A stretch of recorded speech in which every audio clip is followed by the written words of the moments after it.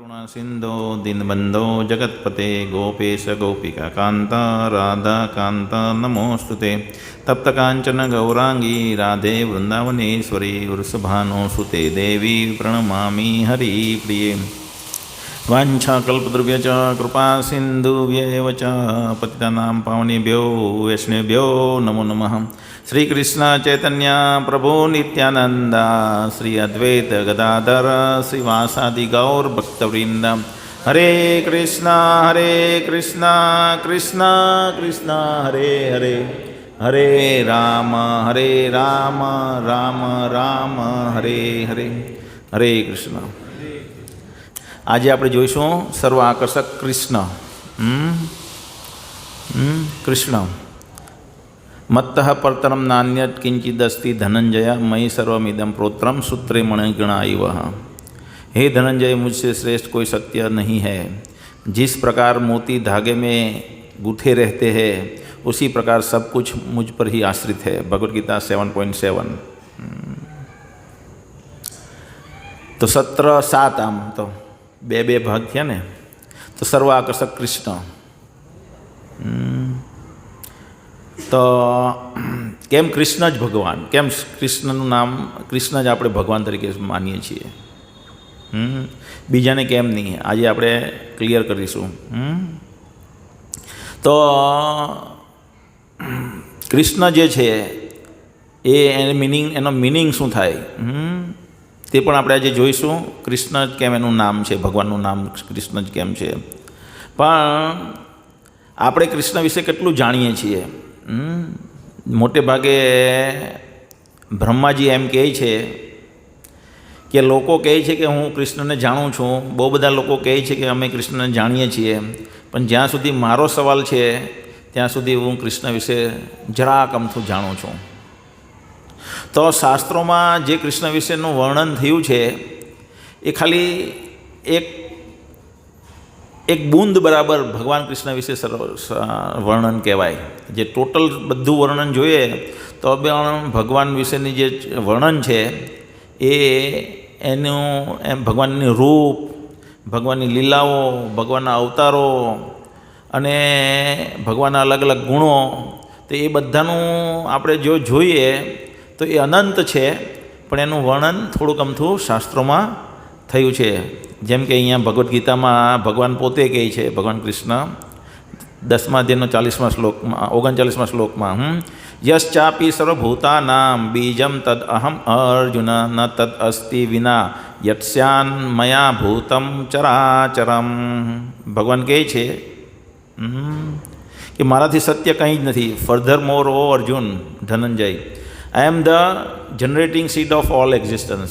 जो भी अस्तित्व कोई भी जे पण अस्तित्व में है एनु सर्जन कोण छे, सर्जक बीज कोण छे? भगवान कहे हूँ छूँ। अने there is know being moving और नॉन मूविंग डेट केन एक्जिस्ट विदाउट मी। अने चर अथवा अचर एटले जीवंत अथवा निर्जीव अथवा पहाड़ अथवा जंगम एवं कंई ज नथी जे भगवान वगर अस्तित्व धरावतुं होय। 40મા શ્લોકમાં ભગવાન કહે છે જેના ના તો અસ્તિ મમ દિવ્યાનામ વિભૂતિનામ પરંતપ એસ્ત તુદેસ્તમ પ્રવક્તા વિભૂતિર વિસ્તરો મયા। O mighty conqueror of enemies, there is no end to my divine manifestation. મારી વિભૂતિના વિસ્તારનો કોઈ અંત નથી। વોટ અત્યાર સુધીમાં એટલે કે ભગવાન આ 10મા અધ્યાયમાં જે બોલી ગયા વિભૂતિ વિશે, જે અલગ અલગ વસ્તુ, તે તો ખાલી એક ભગવાનની જે ઐશ્વર્ય છે એનો એક અંશ માત્ર છે। I have spoken to you is but a mere indication of my infinite opulence. પછી ભગવાન પાછા 42મા શ્લોકમાં કહે છે अथवा बहुनेतेन किं ज्ञातेन तव च अर्जुन विस्ताभ्यहम इदम कृष्णम एकांशेन स्थितो जगत। इसमें आमा भगवान एम कहे छे कि हे अर्जुन, बहु जाणवानो प्रयत्न तारा माटे शुं करवानो? खाली हूँ मारा एक अंश मात्र थी आ भौतिक जगत धारण करूँ छूँ। तो भगवाननी विभूतिओ अनंत है। અવતારો અનંત છે, ગુણો અનંત છે, પણ આપણે જે જાણીએ છીએ તે ખાલી એમાંનો એક માત્ર અંશ જાણીએ છીએ.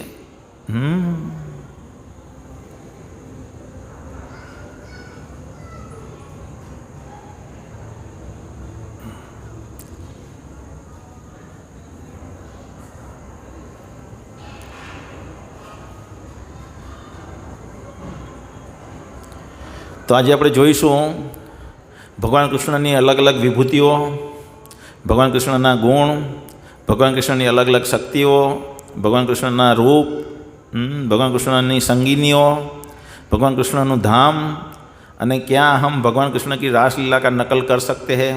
તો ભગવાને રાસલીલા લોકો એમ સમજે છે કે એક અનૈતિક કૃત્ય શું કરવા કર્યું, અને આપણે એની નકલ કરી શકીએ. તો આજે આપણે આ બધા ટૉપિક જોઈશું. ઘણા લોકો ભગવાન કૃષ્ણને ભગવાન સ્વીકારતા નથી, કારણ કે એમ સમજે છે કે આવી અનૈતિક ક્રિયાઓ જે કરે તેને ભગવાન કેવી રીતે કહી શકાય.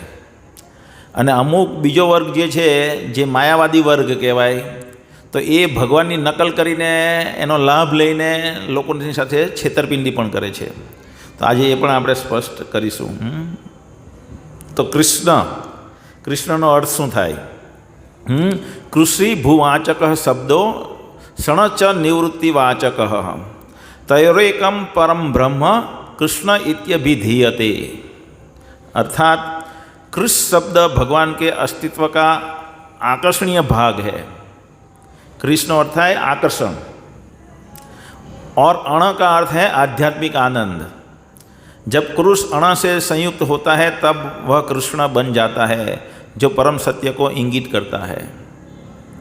तो कृष्णનો અર્થ છે કૃષ્ણનો અર્થ જ થાય સર્વ આકર્ષક. આપણે આ જગતમાં અલગ અલગ લોકો અલગ અલગ કારણથી આકર્ષણ ધરાવીએ અલગ અલગ વસ્તુઓથી. જેમ કે કોઈ બહુ જ્ઞાની હોય તો આપણને એના પર આકર્ષણ થાય, અથવા જે માત્રામાં જ્ઞાન છે ભગવાન કૃષ્ણમાં. હરે કૃષ્ણ, એક જણ અહીં આવીને આને લઈ જાઓ નહીં પંચાનંદના. આ બીજી વખત અંદર આવ્યો.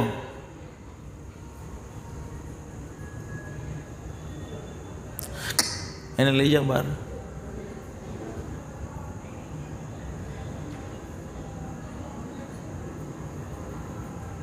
શું હતું આપણે કયો શું ચાલતું હતું?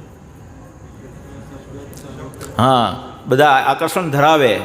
જેમ કે આપણે કોના તરફ આકર્ષિત થઈએ? કોઈની પાસે બહુ સંપત્તિ હોય, ધનવાન હોય, કોઈની પાસે જ્ઞાન હોય, કોઈ પાસે અલગ શારીરિક શક્તિ હોય, કોઈ પાસે વૈરાગ્ય હોય, તો એના દ્વારા આપણે આકર્ષણ ધરાવીએ. આ વિશે આપણે 6 ઐશ્વર્ય વિશે આપણે 6 ડે સેશન જે કર્યા તેમાં ત્રીજા દિવસે આ ભાગ આપણે જોયેલો હતો. તો કોઈ ધનવાન હોઈ શકે, પણ સાથે સાથે આ 6 એક સાથે ધરાવતા ન હોય. ધનનો પાછો એક માત્ર જરાક અમથો અંશ ધરાવતા હોય, છતાં એ કેટલા બધા આકર્ષણ પેદા કરે આપણને. કોઈ થોડોક જ અમથો ધની હોય. હવે વાસ્તવિક ધન સંપત્તિ કેટલી હોઈ શકે એની આપણને કોઈ લિમિટ જ નથી, આપણે એનું કોઈ જ્ઞાન જ નથી. પણ મુકેશ અંબાણી જરાક અમથી સંપત્તિ ધરાવે તો આપણે એનાથી કેટલા બધા આકર્ષિત છીએ.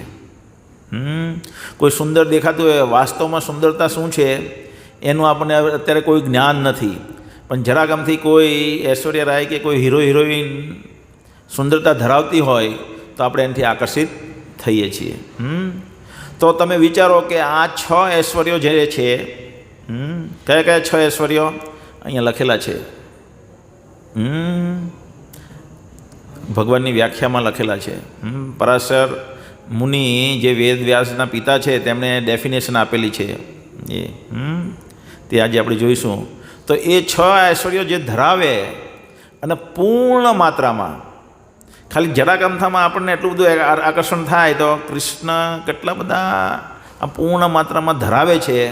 તો એને આપણે જોઈએ, જો એના વિશે જાણીએ તો એ કેટલું આપણને આકર્ષિત કરશે. કૃષ્ણ ભગવાનનું એક સ્મિત જે છે ને, હસવું, કૃષ્ણ ભગવાનનું હસવું ખાલી માઇલ્ડ હસે તો દુનિયાના બધા પ્રકારના દુઃખ દૂર કરી દે તરત જ. કૃષ્ણ ભગવાન જ્યારે જગત પર અવતરિત હોય ને, લીલા કરતા હોય ત્યારે બધી ઋતુઓ, કેટલી ઋતુ આવે? 6 ઋતુ, 3 મેઇન ઋતુ, પછી વસંત, ગ્રીષ્મ અને શરદ, એ બીજી 3 ઋતુ વચ્ચેની. તો એ 6 ઋતુ, તો 6 ઋતુ એક સાથે અસ્તિત્વ ધરાવે. 6 ઋતુ ના જે અનુકૂળ ગુણ છે તે આપણને તરત જ વિદ્યમાન થાય, અને પ્રતિકૂળ જે ગુણ છે તે દેખાય જ નહીં ભગવાન કૃષ્ણની હયાતીમાં. તો એવું ભગવાનનું સ્મિત પણ છે. ભગ એટલે ભગવાન. જેમ કે આપણે આ ભગવદ્ ગીતા વાંચીએ તો ભગવદ્ ગીતામાં શ્રી અર્જુન બોલ્યા તો અર્જુન ઉવાચ, અને ભગવાન કૃષ્ણ બોલે છે ત્યારે ભગવાન ઉવાચ. તો ભગવાન એટલે કૃષ્ણ, તો ભગ વત્તા વાન એટલે કૃષ્ણ. ભગ એટલે ઐશ્વર્ય, વાન એટલે ધરાવનાર. તો પરાશર મુનિ જે વેદવ્યાસના પિતા છે એ આવી રીતના વ્યાખ્યા કરે છે. ઐશ્વર્યસ્ય સમગ્રસ્ય વીર્યસ્ય યશઃ શ્રિય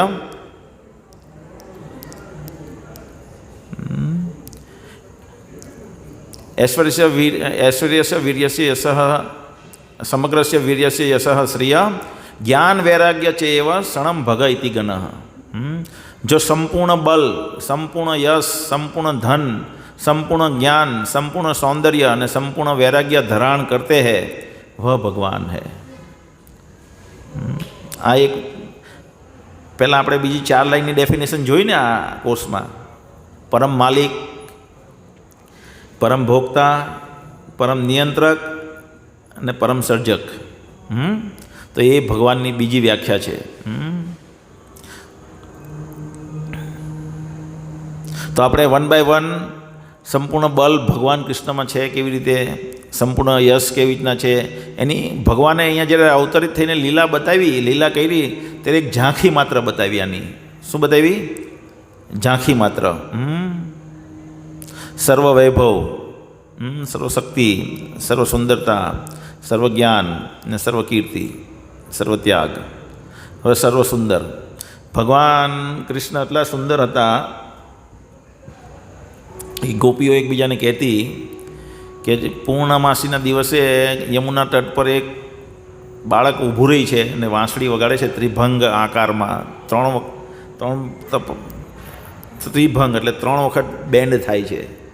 કૃષ્ણ ભગવાન 3 જગ્યાએથી બેન્ડ થયેલા ઊભા રહી. જો એ બાળકને તું જોઈશ તો આ જગત પ્રત્યે જીવવાની તારી તમન્ના પૂરી થઈ જશે, તું જીવી નહીં શકીશ.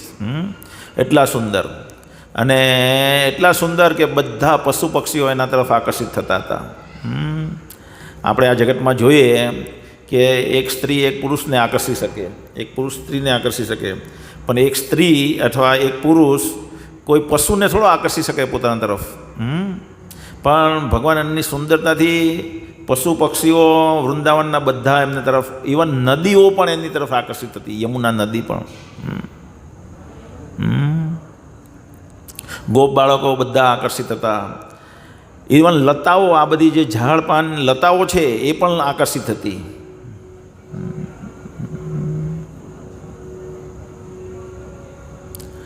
जब कृष्ण वृंदावन में अपनी लीलाओं का अभिनय कर रहे थे तब सब उनकी माता, उनके मित्र, गोपियाँ, गांव, वृक्ष, नदियाँ, बंदर, हरण, तोते उनके सौंदर्य से सतत मोहित रहते थे. એટલું સૌંદર્ય એમનું સૌંદર્ય હતું.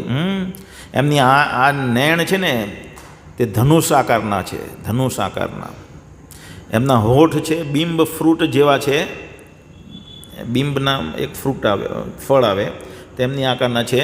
અને ગુલાબની પાંખડી જેવી એના હોઠ પર લાલી છે. એમના સર પર મોર મુકુટ હોય છે. એમની આંખ જે છે એ કમળની ખીલતી પાંખડીઓ જેવી એની આંખો છે. અને એમના દાંત જે છે તે જેસ્મિન ફૂલ આવે ને, જેસ્મિન ફૂલ, એની ખીલતી કળી જેવા એના દાંતો છે એમના. તો એટલું સુંદર એમનું શરીર છે. એ હંમેશા પીળા વસ્ત્ર ધારણ કરે છે. અને જ્યારે પણ ઊભા રહે તે ત્રિભંગ આકારમાં ઊભા રહે, સીધા ભગવાનની તમે કદી એને તમે ભગવાનનો ફોટો સીધો કદી જોશો નહીં, ત્રિભંગ લલિતમ આકાર એમનો હોય છે. યહાં તક કે ગોપિયા નહીં ચાહતી થી કે ગોપીઓને આમ પલક આવે ને, આપણે પલક મારીએ તો આપણને ખબર છે કેટલી વખત પલક મારીએ, પણ ગોપીઓને ભગવાન કૃષ્ણના દર્શનમાં પલક આવી જાય એ પણ પસંદ નહીં હતી. એટલે બ્રહ્માજીને કોસતી હતી કે આ બ્રહ્માજીએ આ પલક શું કરવા આપી આંખની. હવે તમે વિચાર, એટલું સ્પોન્ટેનિયસ એટ્રેક્શન હતું એમનું એમની તરફ. ને કૃષ્ણ ભગવાનનું નામ છે મદન મોહન. એક મદન મોહન એટલે શું?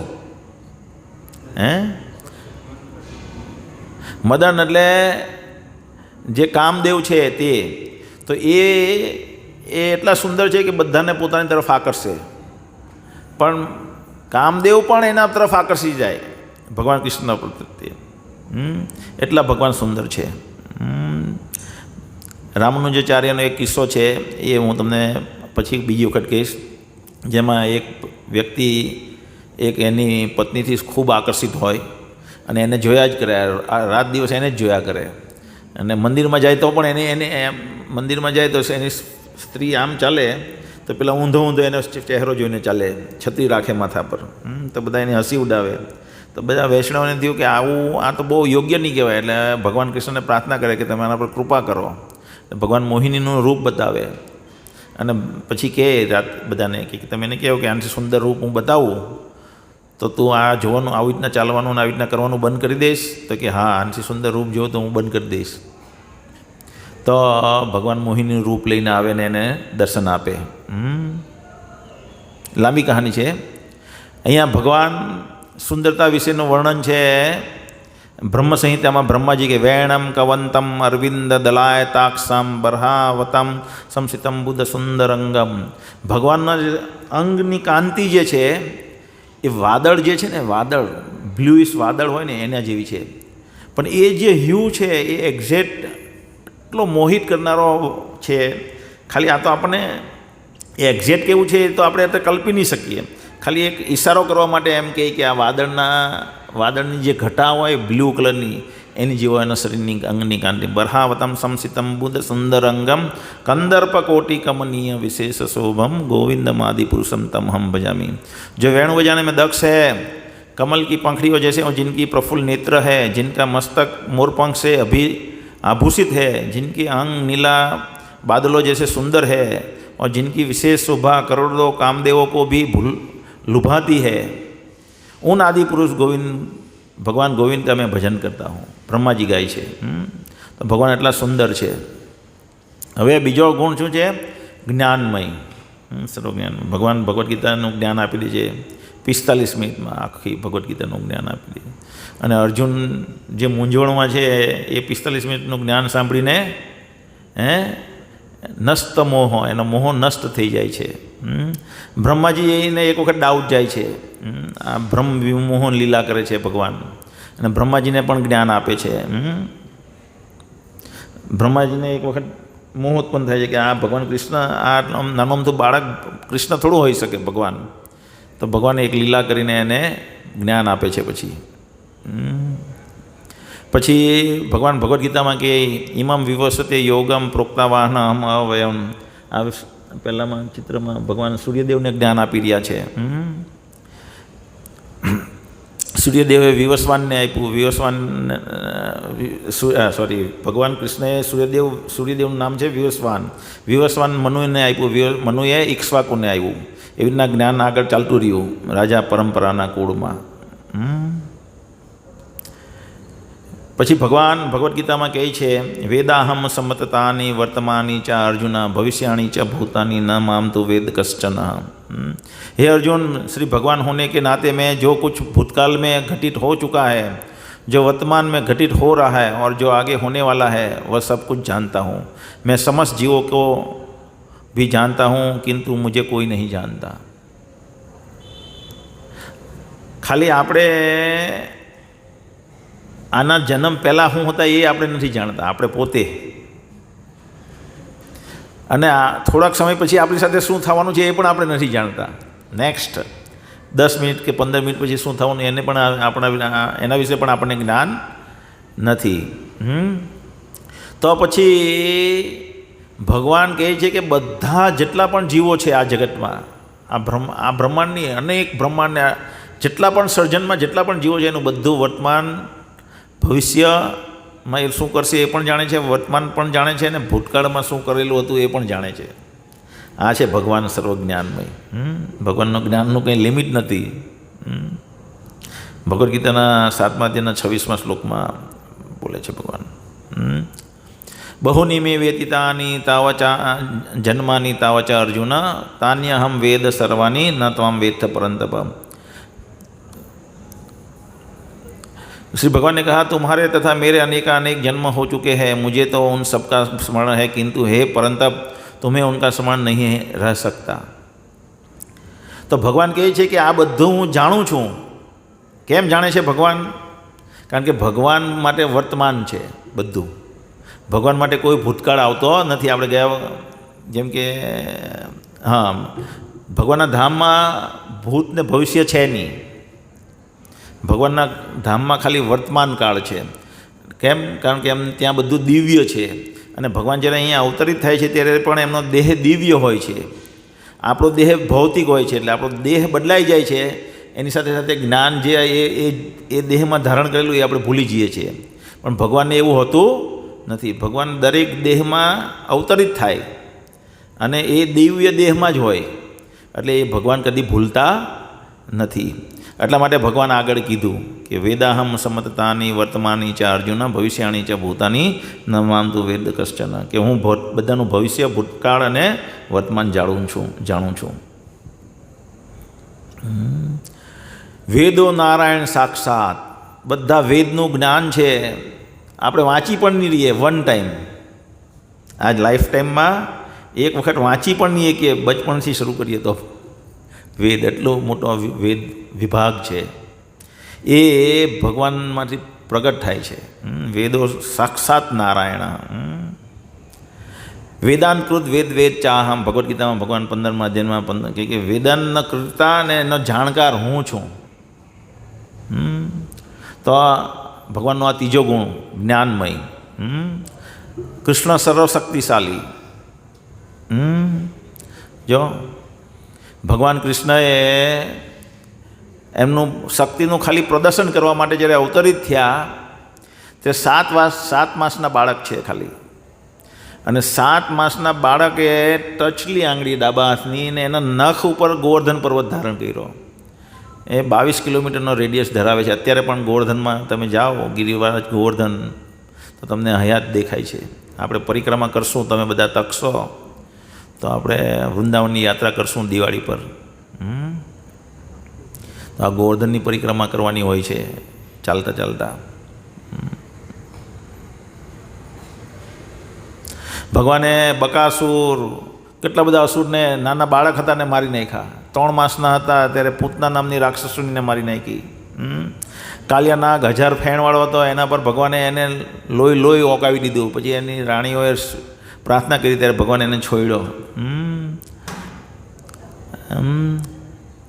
પછી આ બધા અઘાસુર, બકાસુર, પછી ધેનકાસુર, કેસી દૈત્ય, બધાને ભગવાને જરાક વારમાં આંખના પલકારાના હિસાબે એ લોકો એને મારવા આવ્યા અને ભગવાન એને પતાવી દીધા. આ બધાએ કંસે મોકલેલા છે એને મારવા માટે, ભગવાન એને તરત જ પતાવી છે. ભગવાન 7 વર્ષના છે આ વખતે, આ યુદ્ધ થાય 8 વર્ષના છે. ત્યારે કેટલા મોટા ફાઇટરો, રેસલરો કહેવાય એને એ વખતે જમાનાના.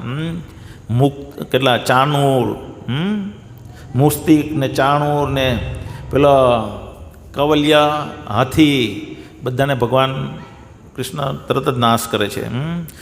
ભગવાન કહે છે મેં બલવાનોं का कामनाओं तथा इच्छाओं से रहित बल हूँ. बलम बलवताम चाहम काम राग विवर्जितम धर्म विरोधो भूतेषु कामोस्मी भर्तरसभ. કે બળવાનોની અંદર જે પણ બળ છે, જે બી આ જગતમાં કોઈની પાસે પણ તમે કંઈ પણ બળ જુઓ તો એ બળ ભગવાન કૃષ્ણમાંથી આવે છે એનામાં. તો પછી આ મુક્તિ ને ચાણૂર જે હતા તેનામાં પણ જે બી બળ હતું તે પણ ક્યાંથી આવેલું હતું? ભગવાન કૃષ્ણમાંથી આવેલું હતું. સર્વકીર્તિમાન ભગવાનની કીર્તિ જો આપણે ગયા વખતે શિવજી જોયું, તો ભગવાન કોને કહે છે, શિવજી કોને જ્ઞાન આપે છે ભગવાન કૃષ્ણ વિશે? પ્રચેતાઓને, 10 પ્રચેતાઓને. બ્રહ્માજીને જ્ઞાન આપે છે. બ્રહ્માજી વિમોહિત થઈ જાય છે અને ત્યારે બ્રહ્માજી જોઈ છે કે ઓ ભગવાનની કીર્તિ તો ક્યાં ક્યાં સુધી પહોંચેલી છે.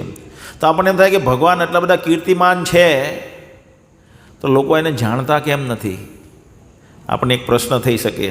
ભગવાનની કીર્તિ તો છે જ, એટલે તો આ ભગવાનની કીર્તિ એવી છે કે ભગવાને ચોરી કરી માખણની, ને આપણે એ માખણની ચોરી કરી અને એની કીધેલી ગીતા પર હાથ રાખીને આજે પણ સોગંદ ખાઈએ છીએ.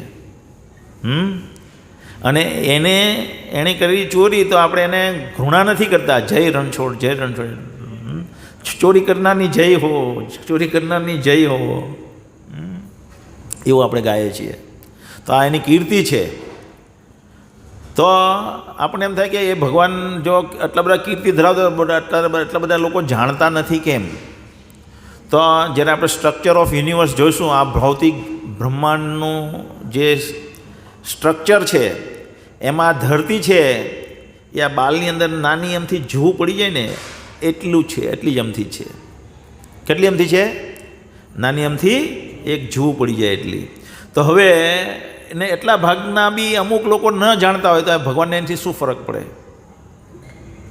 કોઈ વ્યક્તિ જેલમાં જાય અને જેલમાં હોય ને એને પ્રધાનમંત્રી વિશે કંઈ ખબર ન હોય તો પ્રધાનમંત્રીને શું ફરક પડે? અને જેલમાં તો આખી વસ્તીના અમુક ભાગના જ લોકો હોય ને, બધા થોડા જેલમાં હોય. તો આ ભૌતિક જગત એક જેલ રૂપી છે જેમાં આપણે અહીંયા આવીને ફસાયા છીએ ભગવાનનો વિદ્રોહ કરીને. તો અહીંયા એટલા માટે આપણને ભગવાન વિશે ખબર નથી. બાકી ભગવાનની કીર્તિ આખા બ્રહ્માંડમાં બધે ફેલાયેલી છે.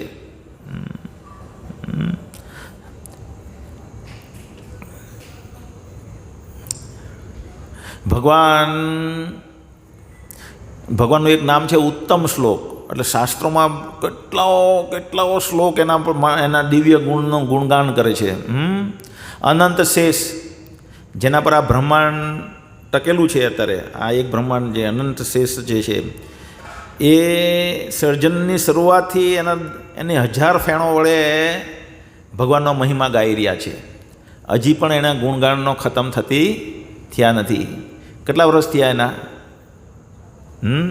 આપણે જોયું બ્રહ્માજી 100 વર્ષ જીવે. કેટલા વર્ષ જીવે? 100 વર્ષ જીવે. અત્યારે બ્રહ્માજીનું કેટલું વર્ષ ચાલે?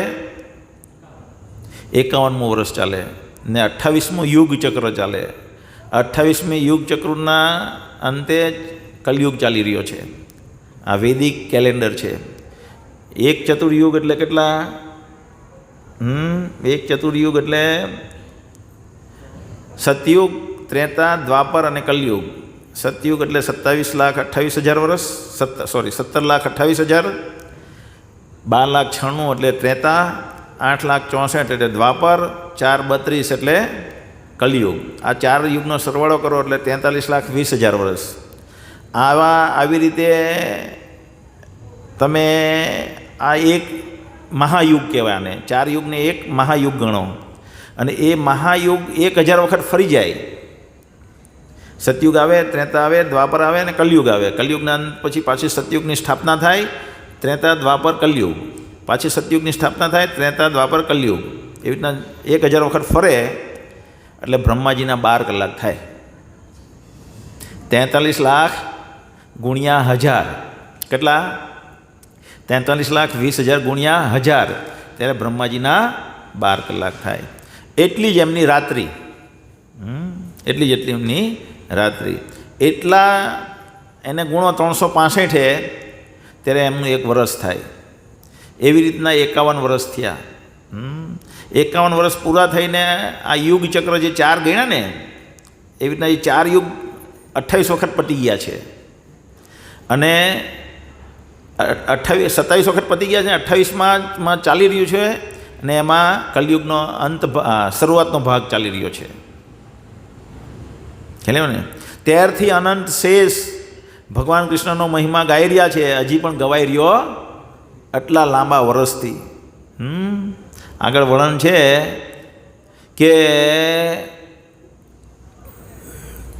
કે કોઈ આ બ્રહ્માંડની અણુઓ ગણી નાખે, આ બ્રહ્માંડના અંદર અણુઓ જેટલા છે એટલા ગણી નાખે, પણ ભગવાનના ગુણની એ ગણના કરી શકશે નહીં. એટલા ભગવાનની અંદર દિવ્ય ગુણ છે. એક આખા આકાશને પેપરમાં ગણવામાં આવે, ને જેટલા બી ઝાડપાન છે એને પેન ગણવામાં આવે, અને જેટલું બી પાણી છે એને સહી ગણવામાં આવે, ને એનાથી લખવાનું શરૂ કરીએ તો પણ લખાઈ નહીં રહે એવા દિવ્ય ગુણ ભગવાન કૃષ્ણમાં છે. મહાભારત કે આપણે ભીષ્મ પિતામહ છે જ્યારે વિષ્ણુ સહસ્ત્ર નામ ગાય છે. વિષ્ણુ એટલે હજાર નામ, સહસ્ત્ર એટલે હજાર, તો એ હજાર નામનો મહિમા કૃષ્ણને અલગ અલગ નામથી સંબોધે છે, ને એક એક નામમાં કેટલાઓ ગુણ છે, એના પર કેટલાઓ સમય લગીને ચર્ચાઓ થઈ શકે. આ છે ભગવાનની કીર્તિ. ભગવાન ધન અહમ સર્વસ્ય પ્રભો મત્ત સર્વમ પ્રવર્તતે ઇતિ મત્વા ભજન્તે મામ બુઢા ભાવ સમન્વિતા. मैं समस्त आध्यात्मिक तथा भौतिक जगतों का कारण हूँ. बधी वस्तु भगवानમાંથી નીકળે છે. જે વ્યક્તિ આ જાણે છે એની ભક્તિમાં લાગી જાય છે.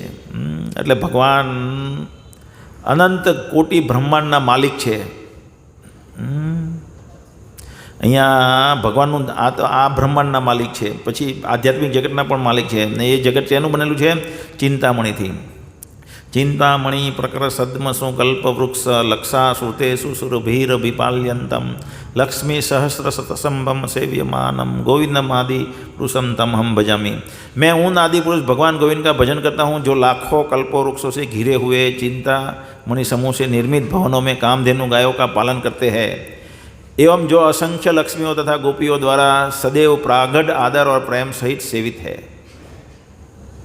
આપણે એક લક્ષ્મી દેવીની કૃપા મેળવવા માટે ધનતેરસે કેટલા પ્રયત્ન કરીએ, ચોપડા પૂજન કરીએ અને લક્ષ્મી પૂજા કરીએ અને કેટલા યજ્ઞો કરીએ અને લાખો લક્ષ્મીઓ લક્ષ્મી સહસ્ત્ર શતસંભમ સેવ્યમાનમ, લાખો લક્ષ્મી દેવીઓ ભગવાનની સેવામાં નિયુક્ત છે ભગવાનના ધામમાં. આ છે ભગવાન. આખું જગત ચિંતામણીથી બનેલું છે. આપણે જરૂર કામ તો સોનું આપણે જોયું ને, સોનું તો આપણે પહેરી તો એકાય નહીં, પહેરી એકાય કેમ? આ લૂંટારા લૂંટી જાય, આપણને નુકસાન કરી જાય, એટલે પહેરવું બી ભારી છે.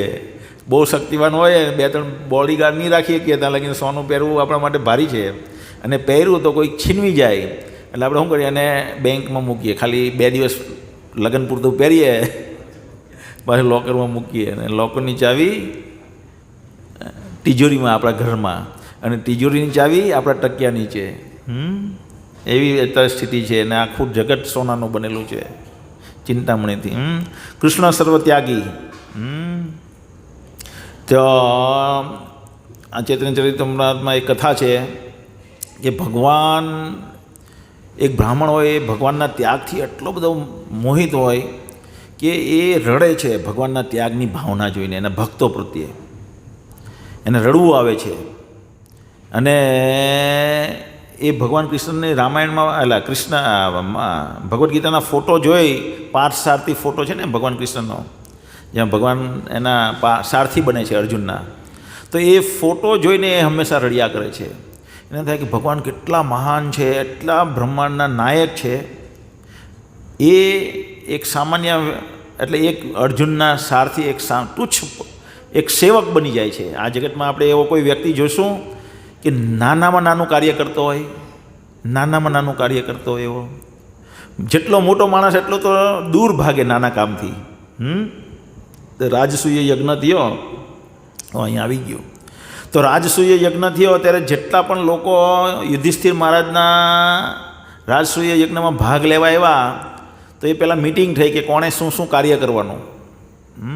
અહીંયા અમારે કોઈ પણ પ્રોગ્રામ હોય તો અમે બધા ભક્તો મિટિંગ કરીએ, તો બધાને સેવા એલોટ કરી દઈએ, તમારે એટલું જોવાનું, તમારે એટલું જોવાનું, તમારે એટલું જોવાનું, તમારે એટલું જોવાનું, એવી રીતે એ કામ કરવાની મેનેજમેન્ટની પદ્ધતિ છે દરેક જગ્યાએ. તમારે લગ્ન હોય તો પણ તમારે આવી રીતના એલોટ કરવું જોઈએ. તમારા ઘરમાં બધું કામ તો સરળતાથી થાય. તો એવી રીતે રાજસૂય યજ્ઞ હોય તો એમાં મિટિંગ થાય તો એ બધા નક્કી થાય કે દુશાસન છે ને એણે પીરસવાનું કામ કરવાનું છે. શું કરવાનું છે? પીરસવાનું. દુર્યોધન છે એણે બધાની જે ગિફ્ટ આવે તેણે સ્વીકારવાનું કામ કરવાનું છે. અને વિદુરજીએ એ સ્વીકારેલી ગિફ્ટને તિજોરીમાં મૂકવાનું કામ કરવાનું છે. અને અશ્વત્થામાએ બ્રાહ્મણોને આવકારવાના છે. ભીષ્મ પિતામહ અને દ્રોણાચાર્ય બધાએ આખો યજ્ઞ જે થાય એને ટોપ વ્યૂથી જોવાનો છે. અને કૃષ્ણ ભગવાન શું સેવા લે છે? કૃષ્ણ ભગવાનની નેતૃત્વમાં મિટિંગ થાય છે આખી. અને કૃષ્ણ ભગવાન કહે કે હું બધા જેટલા પણ આવશે એના ચરણ હું ધોઈશ. આ એની ત્યાગની ભાવના છે. જો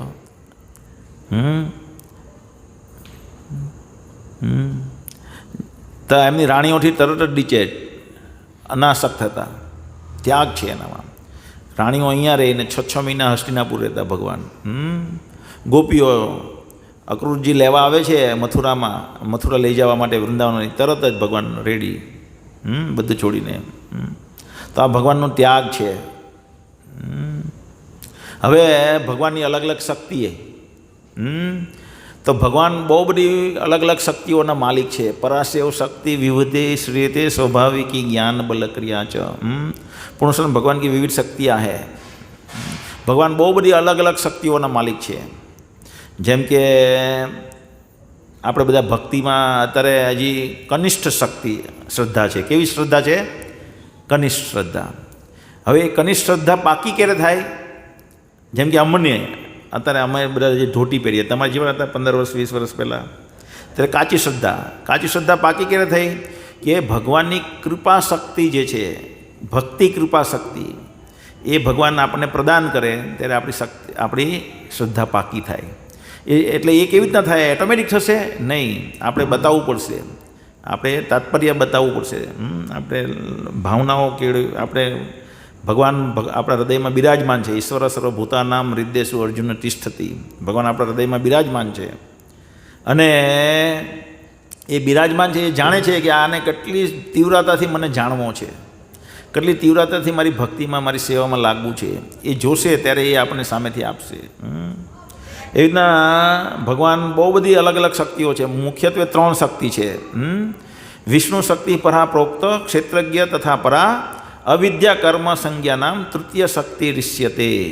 3 મુખ્ય શક્તિઓ છે એમાં. અંતરંગા શક્તિ, બહિરંગા શક્તિ અને તટસ્થ શક્તિ. ભગવાનના જે ધામ છે, આધ્યાત્મિક જગત, તેનું સંચાલન જે થાય છે તે છે અંતરંગા શક્તિ દ્વારા. આ જગતનું જે સંચાલન થાય છે ભગવાનની બહિરંગા શક્તિ દ્વારા. ને આપણે બધા જીવો જે છીએ, મનુષ્ય હોય, દેવતાઓ હોય, પશુ પક્ષીઓ હોય, ઝાડપાન હોય, એ બધા જીવો કહેવાય. એ બધા જીવો તટસ્થ શક્તિ છે. શું છે? તટસ્થ શક્તિ. હવે તટસ્થ એટલે ન્યુટ્રલ. એને નક્કી કરવાનું છે કે મારે ત્યાં જવું છે કે અહીંયા રહેવું છે. એ આપણી સ્વતંત્રતા છે. અંતરંગા શક્તિની નિયંત્રણમાં રહેવું છે કે બહિરંગા શક્તિના નિયંત્રણમાં રહેવું છે. બહિરંગા શક્તિના નિયંત્રણમાં જન્મ મૃત્યુ વારંવાર થયા કરે છે, દુઃખ આવ્યા કરે છે. શું છે તેનું જ્ઞાન નથી, સુંદરતા શું છે એનું જ્ઞાન નથી. જ્યારે અંતરંગા શક્તિની અંદર બધું ઓરિજિનલ ફોર્મમાં છે. જો આપણને આ જ્ઞાન થઈ જાય તો આપણે અહીંયા રહેવા છીએ બહિરંગા શક્તિમાં. સમજમાં આવે છે વાત? કોઈ વ્યક્તિને ખબર પડી જાય કે 3 પ્રકારની શક્તિ છે, મુખ્યત્વે બહુ બધી શક્તિઓમાંની, એમાંની બહિરંગા શક્તિમાં કદી ગડપણ નથી, કોઈ રોગી અવસ્થા નથી, નિત્ય આનંદ છે, ખૂબ સુંદર શરીર છે, અને કષ્ટ શું છે એ જ ખબર નથી. અને બહિરંગા શક્તિના નિયંત્રણમાં રહીએ તો વારંવાર જન્મ મરણ થયા કરે, દુઃખ જ દુઃખ છે. તો હવે આપણે તટસ્થ શક્તિ છે, આપણે ત્યાં રહેવું છે કે અહીંયા રહેવું છે, આપણે વિચારવાનું છે. આપણે જો ત્યાંની તમન્ના કરશું તો આપણે ત્યાં જશું. એક દિવસ અમેરિકા જવાની તમન્ના કરીએ તો અમેરિકા જવાય ને. અમેરિકા જવાની પહેલાં તો તમન્ના કરવી પડે, પછી પ્રયત્ન થશે. તો એવી રીતે એક વખત તમન્ના કરવી પડશે ત્યાં જવાની, પછી એના પ્રયત્ન થશે. કેવી રીતના પ્રયત્ન કરવાના તે અહીંયા આપણે શીખીશું. ભગવાનના રૂપ બહુ બધા અલગ અલગ રૂપ છે ભગવાનના. માધુર્ય રૂપમાં ભગવાનને કોઈ ભજી શકે, કોઈ વાત્સલ્ય રૂપમાં ભજી શકે. ભગવાનની સુંદરતાનું વર્ણન અહીંયા વેણમ કવંતમ અરવિંદ દલાયતાક્ષમ બરાવતમ સંસિતમ બુદ્ધ સુંદરંગમ કંદર્પકોટી કમનીય વિશેષ શોભમ ગોવિંદમાદિપુષ્રમ તમ હમ ભજામી. આલોલ ચંદ્રક સદ વન માલ્ય વંશી રત્ના ગદામ પ્રણકેલી વિલાસમ શ્યામમ ત્રિભંગ લલિત નિયત પ્રકાશમ ગોવિંદમાદિ તમ હમ ભજામી. ભગવાનનું શું છે? जिनके गले में चंद्र की माला सुशोभित है, जिनके दोनों हाथ वंशी तथा रत्न जड़ित आभूषणों से सुशोभित है, जो सदैव प्रेम लीलाओं में मग्न रहते हैं, जिनका ललित त्रिभंग श्याम सुंदर रूप नित्य प्रकाशमान है, उन आदि पुरुष भगवान गोविंद को मैं पूजा करता हूँ. भगवान त्रिभंग लल पेलो त्रिभंग श्याम सुंदर रूपे हमेशा नित्य रूप હોય છે એનું બિરાજમાન. ભગવાન કૃષ્ણ કી સંગીનિયા આ છે ભગવાન કૃષ્ણ. જ્યારે આપણે બી ભગવાન કૃષ્ણ શ્રી શ્રી શું નામ લઈએ અહીંયા ભગવાનને પ્રણામ કરીએ ત્યારે કોને કોને ખબર છે? આ જે અહીંયા છે ને ભગવાનના અર્ચા વિગ્રહ, ફોટો રૂપે અર્ચા વિગ્રહ કહેવાય. તો એનું નામ છે શ્રી શ્રી રાધા માધવ. આ માયાપુર મંદિર છે ઇસ્કોનનું, બંગાળમાં આવ્યું, વેસ્ટ બંગાળમાં. તો ત્યાં આ મંદિરનો ફોટો છે. અહીંયા આપણે અહીંયા જે દર્શન કરીએ છીએ તે. ને આ પેઇન્ટિંગ કરેલો છે. તો આ શ્રી શ્રી રાધા કૃષ્ણ આપણે કહીએ, શ્રી શ્રી રાધા મદન મોહન, શ્રી શ્રી સીતા લક્ષ્મણ, સીતારામ એમ કહીએ આપણે. હંમેશા ભગવાન એમની જે અંતરંગા શક્તિ છે, જે રાધારાણી છે, એની સાથે જ એમથી એ અભિન્ન છે, હંમેશા એની સાથે જ હોય છે. તો ભગવાનના ધામમાં નિત્ય ભગવાનના સંગી છે. તો અહીંયા બધા લોકોને ઘણાના એ પ્રશ્ન છે કે અહીંયા રાધારાણીના લગ્ન કેમ બીજી જગ્યાએ થયા, કૃષ્ણ ભગવાન સાથે કેમ ન થયા? છે કોઈને એવો પ્રશ્ન? ખબર છે કોઈને? ભગવાનના ધામમાં ભગવાન રાધારાણી સાથે નિત્ય વિરાજમાન છે, છતાં અહીંયા ભગવાન વિરહ રૂપમાં આવેલા હતા. શું હતું? સોરી, એને શું કહેવાય? વિરહ નહીં,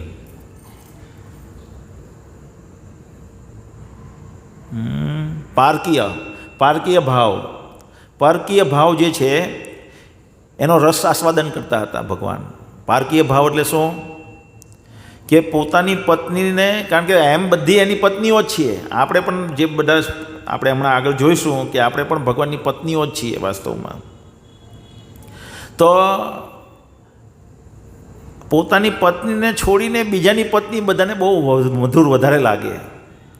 તો એ ભાવનો આસ્વાદન કરી રહ્યા હતા ભગવાન એ વખતે, અહીંયા જ્યારે લીલા કરતા હતા ત્યારે.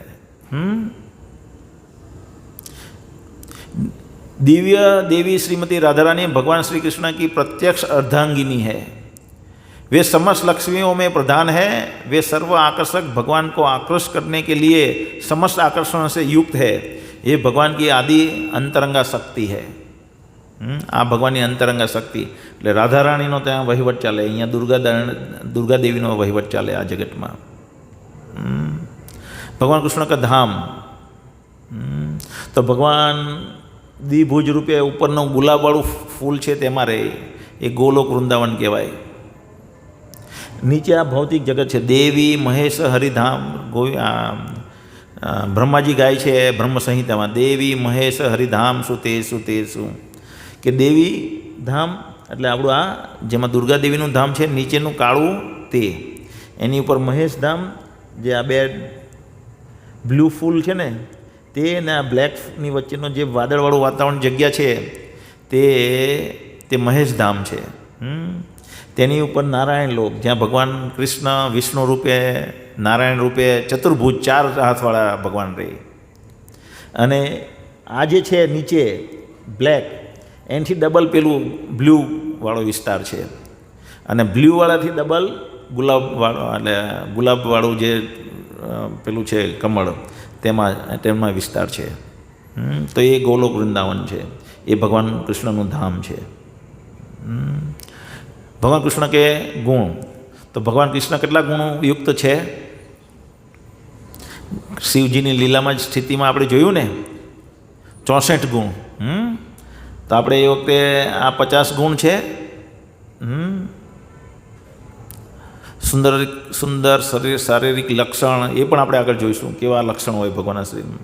આપણે આ જે બધા લક્ષણ છે તેના માઇક્રોનમાં ધરાણ કરીએ છીએ, 50 સુધીના. હવે આ જે બધા છે બળવાન, તો આપણે પણ બળવાન છીએ, પણ બળવાન કેવા છીએ?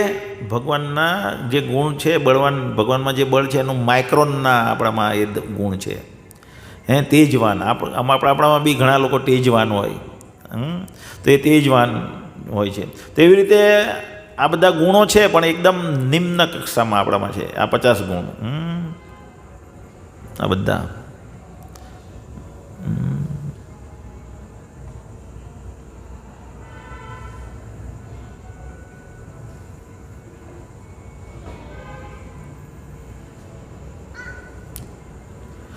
પરમ નિયંતા.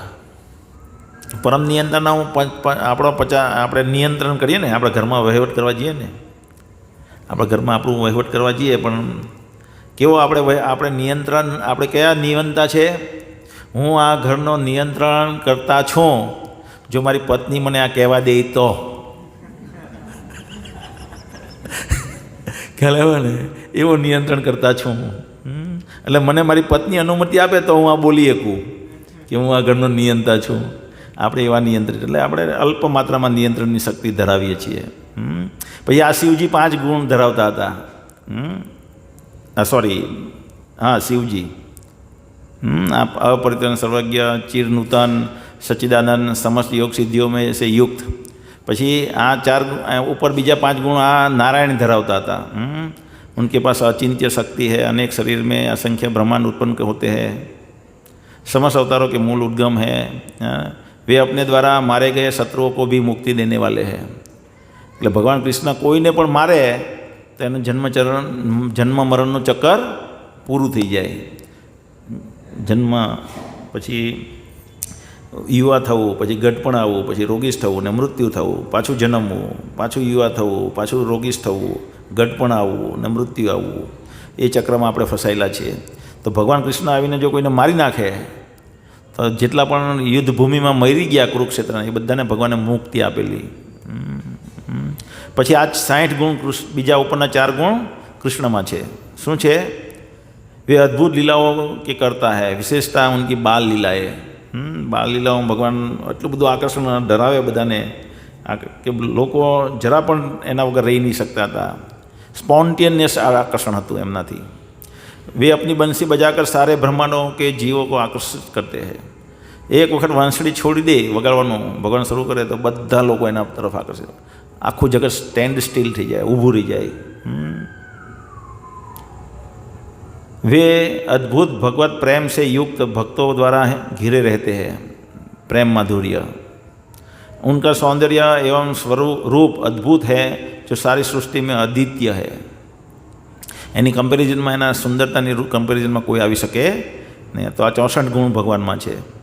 હવે कृष्ण ने अनैतिकता से गोपियों के साथ नृत्य क्यों किया, जो दूसरों की पुत्री या पत्नियाँ थी?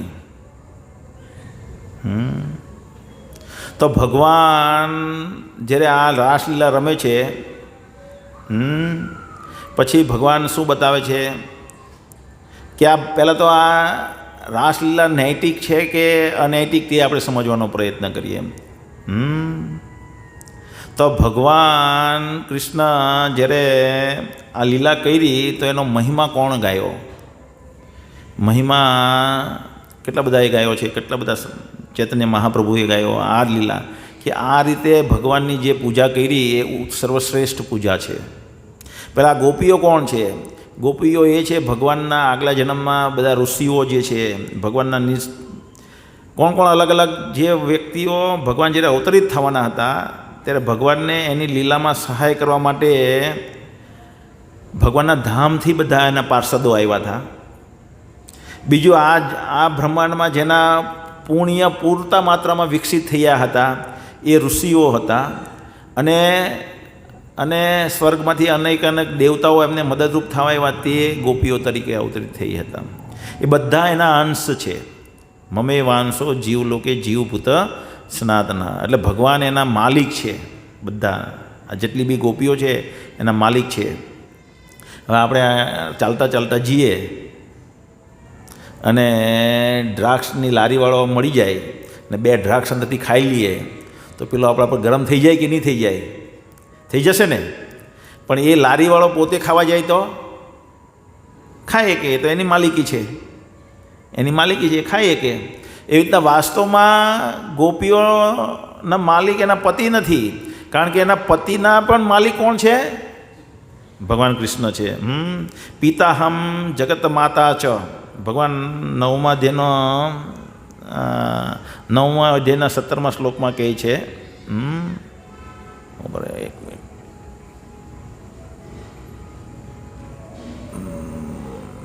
9મા અધ્યાયના 17મા શ્લોકમાં શું કહે છે? પિતાહમસ્ય જગતો માતા ધાતા પિતામહ વેદ્યમ પવિત્રમ ઓમકારમ રુક સામ યજુર એવ ચ. ભગવાન આખા જગતના માતા પિતા છે. એટલે ગોપીઓના જે પતિઓ હતા એના પણ પિતા છે ભગવાન. અને ભગવાન કે અહમ સર્વયોનિષ્ય કૌંતેય મૂર્તે સંભવંતી વા તાસામ બ્રહ્મ મહદેવ યોનિ અહમ બીજપ્રતા પિતા. બીજ આપતો પિતા કોણ છું? હું છું, કૃષ્ણ ભગવાન કહે છે. અને હું એનો પિતા છું, એટલે ભગવાનના આપણે અંશ છીએ. તો એનો અધિકાર છે આપણી સાથે જે રીતે વર્તવું હોય તે રીતે વર્તવાનો. બીજું આ જે લીલા છે એને સુખદેવ ગોસ્વામી એને વખાણ કરે છે ઉપાસનાની. ચૈતન્ય મહાપ્રભુ વખાણ કરે છે, 4 કુમારો એના વખાણ કરે છે. સનાતન ગોસ્વામી જે વૃંદાવનના 6 મેઇન ગોસ્વામીઓ છે એના વખાણ કરે છે. હવે આની વાત કરીએ સુખદેવ ગોસ્વામીની. તો સુખદેવ ગોસ્વામીનું કેરેક્ટર જુઓ તમે. સુખદેવ ગોસ્વામી જે છે એને એક વખત જનક મહારાજને ત્યાં મોકલે છે એમના પિતા, કે એની ઇન્દ્રિયો નિયંત્રિત છે કે નહીં એનું શિક્ષણ મેળવવા માટે મોકલે છે મિથિલા નગરીમાં. તો સુખદેવ ગોસ્વામી જ્યારે જાય છે મિથિલામાં તો જનક રાજાને ખબર હોય છે કે આ શેના માટે આ મોકલવામાં અહીંયા આવ્યા છે. 3 દિવસ લગીને મહેલનો દરવાજો ખોલતા નથી. હવે આપણે કાર ચલાવીએ ને, કાર ચલાવીએ ને, તમે લોકો કાર હમણાં એક સર્વે હતો, 1 મિનિટ લોકો ધીરજ નથી ખમી શકતા. 1 મિનિટમાં એનું મગજનું લેવલ ટેમ્પરેચર વધી જાય. ખરેખર હમણાં મને જ કોઈ સર્વે આપેલો હતો કે કારમાં જરાક કોઈ વચમાં આવી ગયું, જરાક કોઈ ઊભું રહી ગયું, જરાક કોઈ વાત કરવા ઊભું રહી ગયું, અથવા કોઈ વચ્ચે ગમે તેમ ચલાવ્યું એટલે તરત જ પેલો ગરમ થઈ જાય પછાડીવાળો સેકન્ડમાં. અને આ 3 દિવસ લગીને દરવાજો જ નહીં ખોલે ઠપ કર્યા પછી, તો આપણે કોઈને મળવા ગયા હોય ને આવું થાય તો આપણો તો પારો છટકી જાય ને. પણ સુખદેવ ગોસ્વામીને કશું થતું નથી. 3 દિવસ પછી દરવાજો ખોલે પછી એનું ભવ્યથી ભવ્ય સ્વાગત કરે. તો પણ સુખદેવ ગોસ્વામી જેવા બહાર હતા તેવા જ અંદર ગયા, પછી જરાક પણ ફેરફાર પડતો નથી એમની ભાવનામાં. પછી એની પરીક્ષા કરવા માટે એક સાકરનો ગઠિયો મૂકી દે એની જીભ પર, સુખદેવ ગોસ્વામીની જીભ પર. તો જરાક પણ એક લાળનું ટીપું નથી પડવા દેતા. એની નિયંત્રિત છે ઇન્દ્રિયો. પછી એને કે થોડાક એટલે 3 દિવસ લગીને એ ગઠિયો મોઢામાં રહે ને એક પણ લાળ નહીં પડે એટલે એને એક દૂધનો પ્યાલો આપી દે, પૂરો ધાર ટુ ધાર ભરેલો, અને કે મહેલની પ્રદક્ષિણા કરો. ને મહેલની પ્રદક્ષિણા કરે તે એને આવી રીતના પેસેજ હોય, પેસેજમાં અતિ સુંદર નૃત્યજ્ઞાઓ નૃત્ય કરતી હોય, અને એ 7 રાઉન્ડ મારે છે છતાં પણ એક દૂધનું એક માઇક્રોન ટીપું પણ દૂધ નથી છલકાતું અંદર. એટલે એ કહે છે, જનક મહારાજ કહે છે કે સુખદેવ ગોસ્વામીની ઇન્દ્રિય પૂર્ણપણે નિયંત્રિત છે. પછી એક કહાની છે કે 16 વર્ષના બાળક હોય એમને પોતાના દેહનું જેમ નાના છોકરાને ભાન નહીં હોય એવી રીતના જે ભગવાનના ભાવમાં હોય, ચાલવા માંડે તો બધી સ્ત્રીઓ નગ્ન સ્નાન કરતી હોય તળાવમાં, એને જોઈને કશું એને ફરક નહીં પડતો. સ્ત્રીઓને પણ કશો ફરક નહીં પડતો અને સુખદેવ ગોસ્વામીને પણ કશો ફરક નહીં પડતો. પાછળથી વેદ વ્યાસ નીકળે છે તો બધા પોતાના કપડાં ઢાંકી લે છે, પણ સુખદેવ ગોસ્વામી નીકળે છે ત્યારે કંઈ ફરક પડતો નથી. તો એવા ઉચ્ચ ચરિત્રવાન જે છે સુખદેવ ગોસ્વામી, એ આનો મહિમા ગાય છે ભાગવતમમાં 10મા સ્કંદમાં રાસલીલાનો પરીક્ષિત મહારાજ સામે, કે આ ઉત્તમ પ્રકારની પૂજા છે ભગવાનની. ચૈતન્ય મહાપ્રભુ સંન્યાસ લે અહીંયા આવ્યા ત્યારે ભગવાન સ્વયં, અને સંન્યાસીના જે સ્ટ્રોંગ નિયમો હોય ને કડકપણે પાલન કરતા હોય, એમના દર્શન સ્ત્રીઓએ દૂરથી કરવાના, એ પણ એમને આ વખાણ કરે છે. શું છે શ્લોક? વૃદ્ધવધુ કલ્પેના, શું શ્લોક છે? નથી ખબર? ના એ નહીં.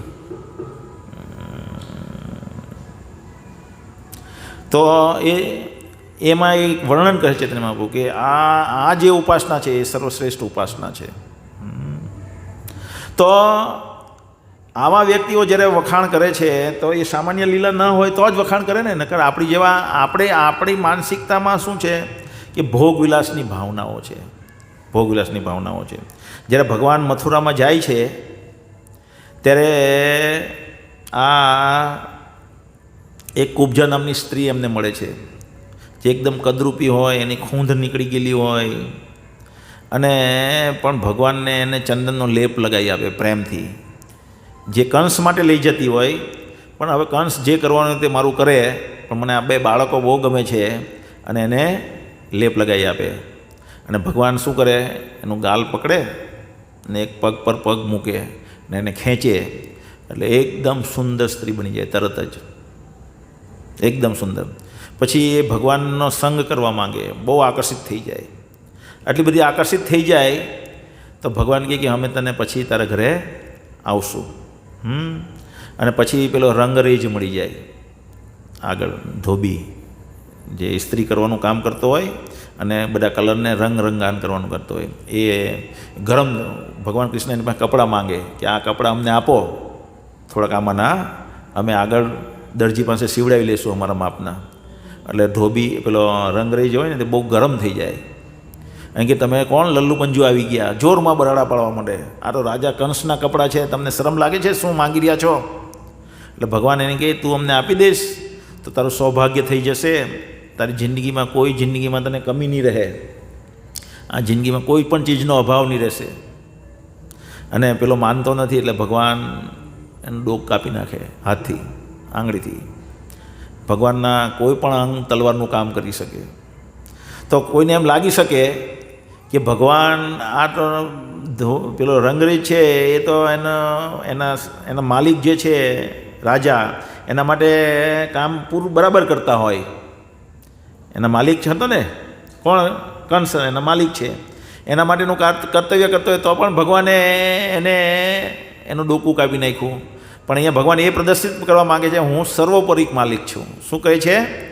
સર્વોપરી માલિક છું. જેમ ગોપીઓનો પણ ભગવાન સંગ કરે એટલે રાસલીલા રમે છે, તે બતાવવા માગે છે કે હું સર્વોપરી માલિક છું. એટલા માટે એનું ડોકું કાપી નાખે છે, બતાવવા માંગે છે ભગવાન. અને પછી બધી ક્રિયાઓ પતી જાય પછી ગોપી પાસે પેલી કુબ્જા જે સ્ત્રી છે ને એની પાસે જાય તો એ નાહી ધોઈને બરાબર તૈયાર થઈને આવે, પોતાના શરીર પર બધું પરફ્યુમ એટલે શું કહેવાય ચંદનનો લેપ કરીને આવે, સુગંધિતદાર થઈને આવે, અને પછી ભગવાનના ચરણ પોતાના સ્તન પર ધારણ કરે છે. એટલે તરત જ એની કામ વાસના સંતુષ્ટ થઈ જાય છે, તરત જ કામ વાસના. તો ભગવાનને એ પસંદ નથી કે આપણે એના જે જીવ છીએ એ આવી ભૌતિક વાસનાઓ ધરાવીએ. તો ભગવાન આપણો એવી રીતના એ વાસના દૂર કરવા માટે આપણે એ પરમ શુદ્ધ છે. શું છે? ભગવાન પરમ શુદ્ધ છે, પરમ પવિત્ર છે. એટલે પરમ શુદ્ધ હોવાને લીધે એ જ્યારે આપણો સંગ કરે છે ત્યારે આપણે શુદ્ધ થઈ જઈએ છીએ.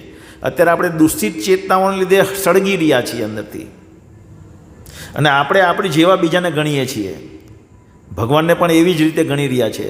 પણ ભગવાન આવી ચેતનાઓ જો આપણે થોડાક અમુક માત્રામાં શુદ્ધ થયા હોય તો ભગવાન આપણો સંગ કરીને આપણે પરમ શુદ્ધ કરી નાખે. આ માટે થઈને ગોપીઓને પણ બહુ લાલચ હતી, ભગવાનનો સંગ કરવો, ભગવાનનો સંગ કરવો, ભગવાનનો સંગ કરવો. કૃષ્ણ ભગવાન એટલા સુંદર દેખાતા હતા એટલે એ લોકો આકર્ષિત હતા કૃષ્ણ ભગવાન માટે, અને એટલા માટે એ તમન્ના પૂરી કરીને એ વાસનાઓથી મુક્ત કરવા માટે થઈને ભગવાને એ લોકો સાથે સંગ કર્યો, એ લોકો સાથે રાસલીલા રહીમાં. સમજમાં ક્લિયર આવ્યું આ વાત? આખું ચિત્ર બન્યું તમારા? તો જે વ્યક્તિ આ રાસલીલાનું વર્ણન ભાગવતના 10મ સ્કંધમાં છે, અથવા એ વ્યક્તિ જે વ્યક્તિ આ શુદ્ધ ભક્તોના મુખેથી આ રાસલીલાનું વર્ણન સાંભળે છે, એના મનમાં પણ ભૌતિક સ્ત્રી પ્રત્યેની આસક્તિ ને સ્ત્રીને પુરુષ તરફની આસક્તિ એટલે કે આકર્ષણ એટલે કામનું આકર્ષણ ઝીરો થવા માંડે છે ધીમે ધીમે ધીમે ધીમે. પણ એ સાંભળવાનું કોની પાસેથી છે? શુદ્ધ ભક્તો પાસેથી. જે વ્યક્તિઓ કથા કરે છે ભાગવતની કથા, અને આ જ વસ્તુ ઉપર ડાયરેક્ટ લઈ રહ્યા છે મનોરંજન માટે. કારણ કે આપણને પિક્ચર જોવા તો ગમે ને. પિક્ચરમાં શું હોય? હિરોઈનના વખાણ કરે, ચલ કહી દૂર નિકલ જાય. કોની સાથે? ભગવાન સાથે કે હિરોઈન સાથે? હિરોઈન સાથે. કોઈ પણ પિક્ચરના 99% ગીત હિરોઈન માટે ગાય ને હિરોઈન હીરો માટે ગાય. લૈલા મેં એસી લૈલા, હું છે પછી નેક્સ્ટ ટાઈમ સબ કોઈ મુझे ચાહે મિલના અકેલા, હે?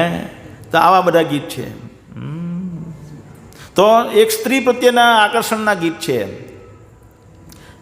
હું પોઈન્ટ બનાવતો હતો હમણાં આને. હા, તો ભગવાન શુદ્ધ છે એટલે આપણી આવી વૃત્તિ છે સ્ત્રી તરફની આકર્ષણની, તો એ વૃત્તિથી આપણે આ જગતમાં ફસાયેલા છીએ. સૌથી ખરાબમાં એટલે સૌથી સ્ટ્રોંગમાં સ્ટ્રોંગ જે બોન્ડ છે આ જગતમાં, તયોર ગ્રંથિ શું છે? તયોર ગ્રંથિ આહુ, હે? પુંસા સ્ત્રી મેથુની ભાવમ અતેવ. સ્ત્રી અને પુરુષનું જે આકર્ષણ છે એ ગ્રંથિ એટલી બધી સ્ટ્રોંગ છે.